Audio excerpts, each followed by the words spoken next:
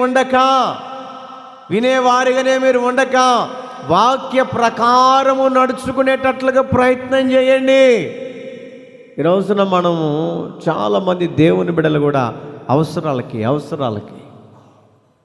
అవసరాలకి దేవుని వాడుకునేటట్లుగా మనం ఉంటూ ఉన్నాం. క్రీస్తునందు ప్రియ దేవుని బిడ్డలారా, దేవుణ్ణి అవసరానికి వాడుకునేటట్లుగా మనం ఉండకూడదు.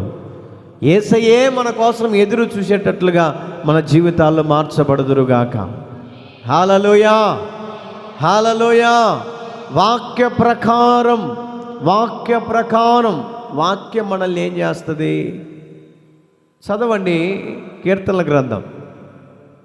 వాక్య ప్రకారం నడుస్తే ఆ వాక్యం మనల్ని ఏం చేస్తుంది? 119వ కీర్తన